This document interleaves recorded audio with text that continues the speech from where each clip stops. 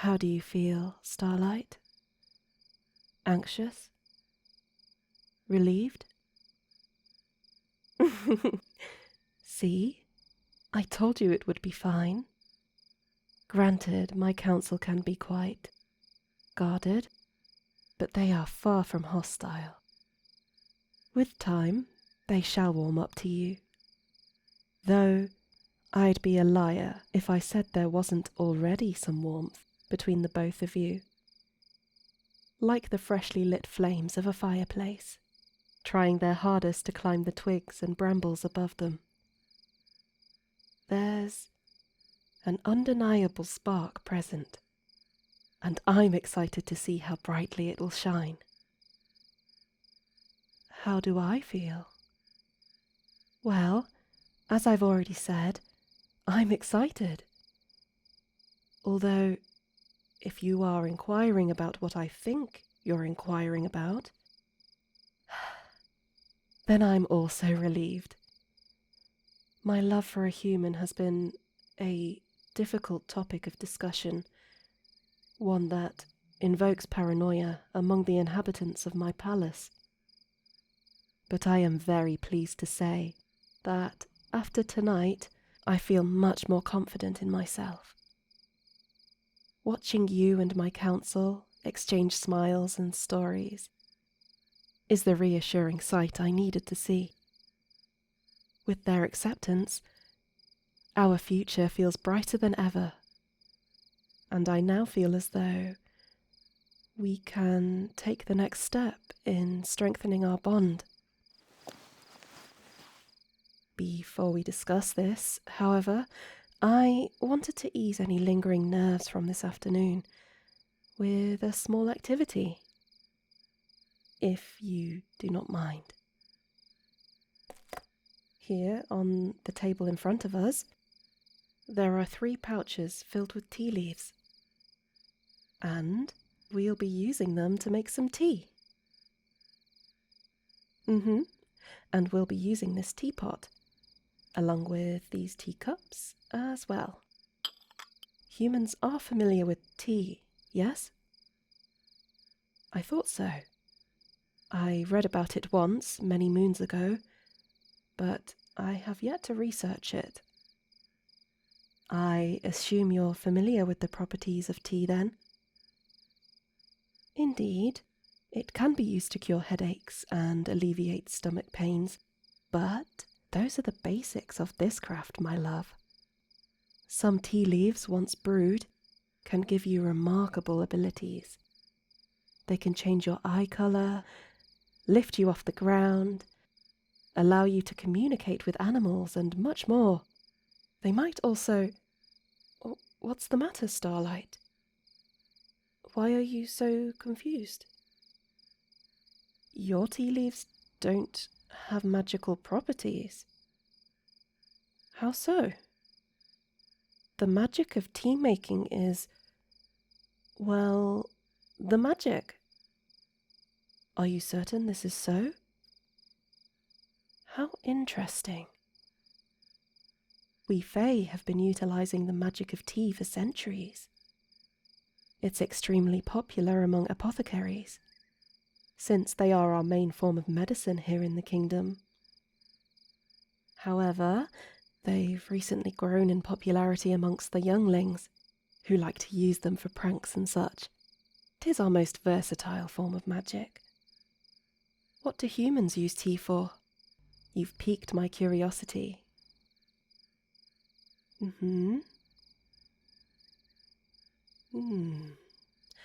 I see.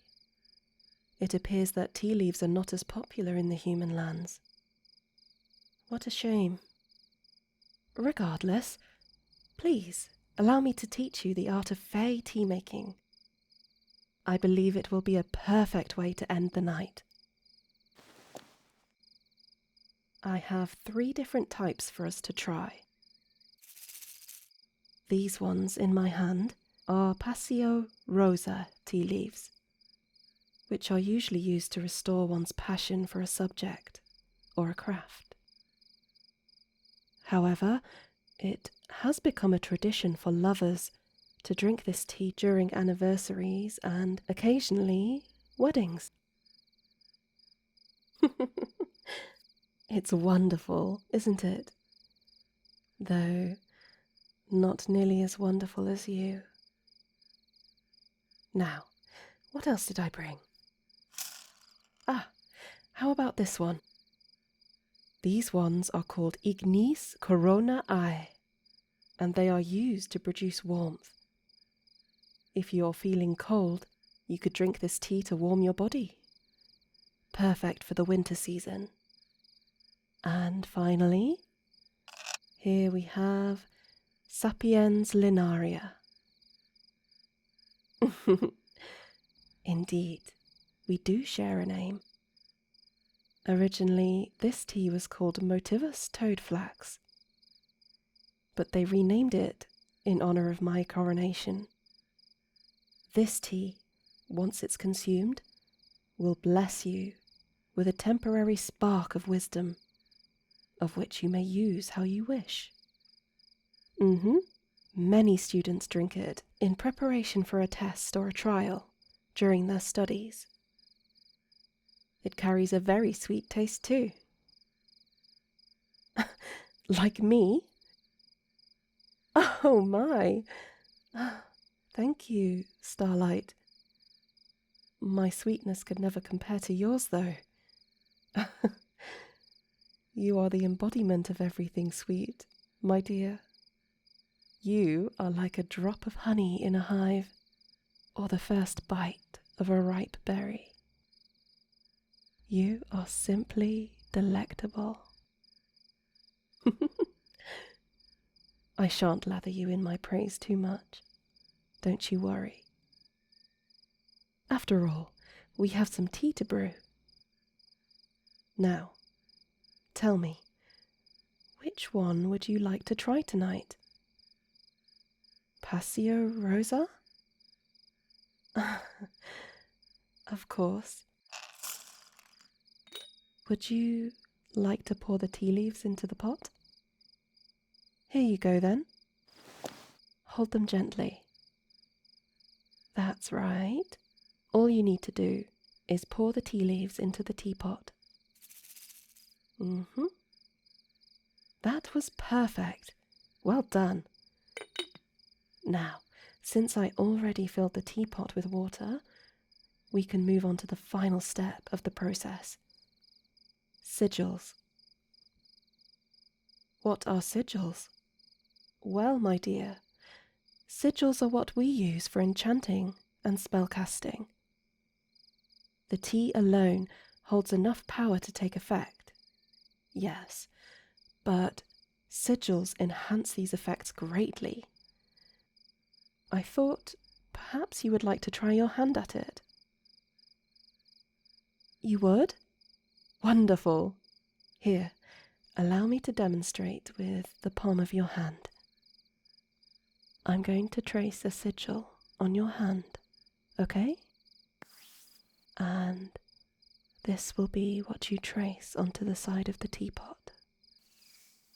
Watch carefully, Starlight.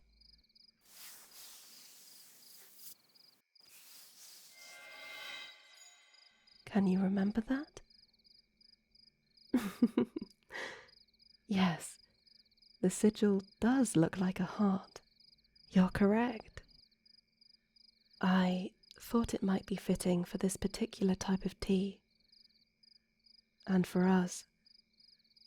After our promising meeting with my council, and with the stars twinkling so high above us in our garden, I cannot help but feel so passionate about you, about us, and whatever lies in store for our future. Our romance, our love, it's palpable, and I would like to continue indulging in it until my final breath. I want to use my passion to amplify yours and ease your troubles as your new and faithful lover. I love you, very dearly, my starlight. I'm glad you do too. Now, go ahead and draw this sigil onto the teapot with your finger. That was splendid. Well done, my love. How does it feel to be able to do magic? Oh, you needn't worry. That's completely normal. Since you haven't used magic before, the tip of your finger might feel a tad tingly, but you'll adjust with time. I shall teach you more about sigil work when the moment calls for it, or whenever you ask. If you would like to know more, I would be more than happy to oblige with some lessons. What do we do now? Why, we wait. We must give the tea some time to brew before we may fill our cups. Whilst we wait, we can enjoy the evening scenery.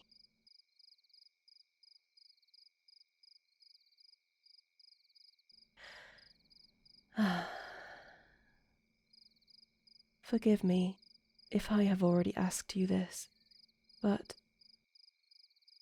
do you like it here in the Feylands?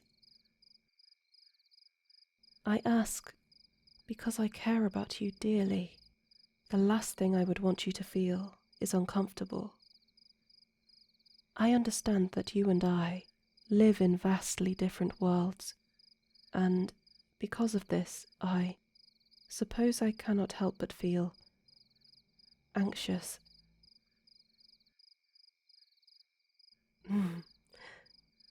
Your reassurance is certainly a delight, and for that I thank you. Although, please, promise me one thing, and that is to talk to me if you decide to return to your previous life. You will not? Why?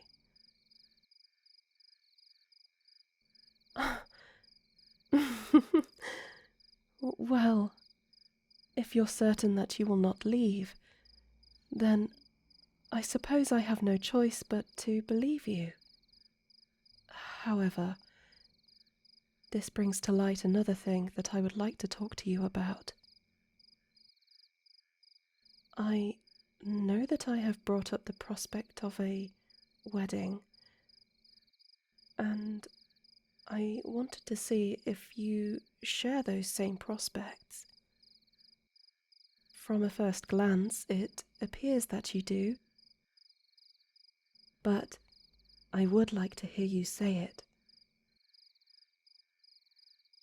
I guess what I'm trying to say is, will you marry me, Starlight? Would you like to finally put into motion what we both have been yearning for? For you to finally become my king?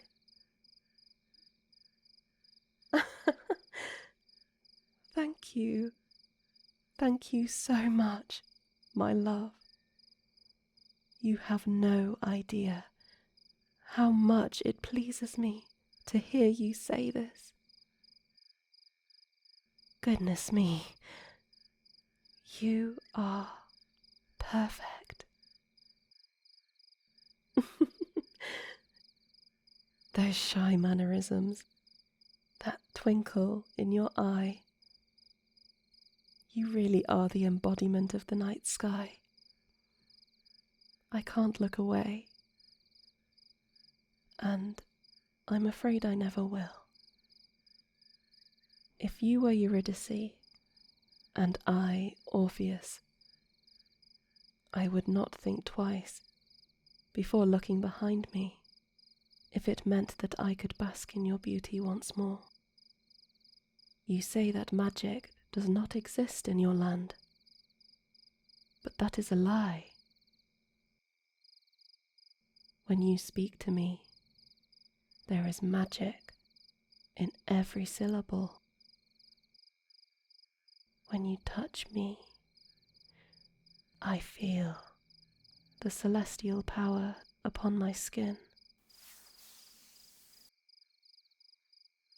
And when you show me how devoted you are to me, my heart jumps out of my chest. To think that we will be sharing a throne, it warms my heart in ways beyond comprehension. Oh, it looks like the tea is ready. Here, allow me to fill your cup.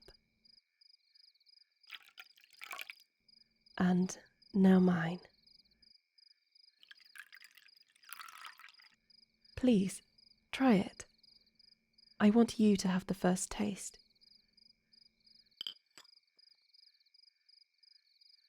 How is it? Do you like it? Ah, how relieving. I was afraid you wouldn't, but I'm so glad that you do. Such a refreshing taste. I think I can already feel its effects simmering within me. You do too? How does it feel? Yes, it may feel a tad strange at first, but your body will soon adjust. How about your spirit? Yes, revitalized. Revitalized is certainly the right word. It means that the sigil worked. I am beyond proud of you, my love, and I shall continue to be proud of you in all the years to come. After all, in what reality could I not be proud of you? Your courage, your optimism, everything about you is worthy of admiration and praise. 'Tis a fact. Hush, my darling. You needn't worry about what my kingdom thinks of you. If my council are proud to see you stand beside me as my lover, then the kingdom will be as well. Speaking of, what would you like to do for our wedding? Do you have any ideas?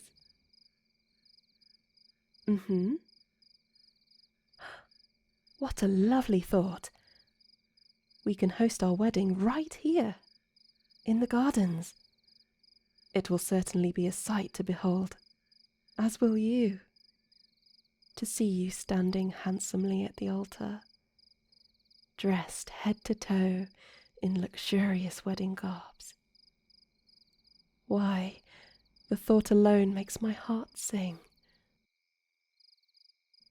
As for guests, is there anyone you would like to invite?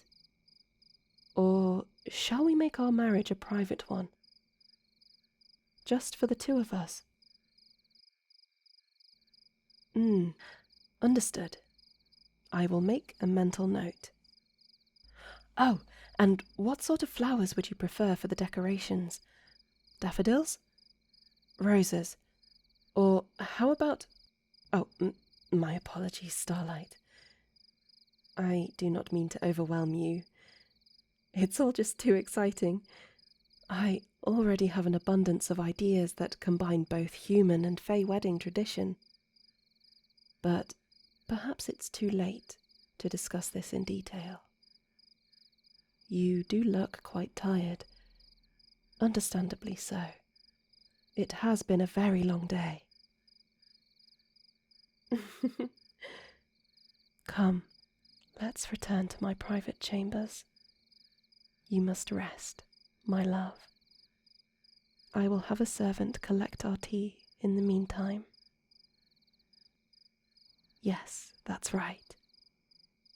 Stand up for me. I can't have my king falling asleep in the garden all alone now, can I? Let us retire to bed. And tomorrow we shall gather my council and set a date for the wedding. I love you, Starlight, and I cannot wait to share the rest of my life with you.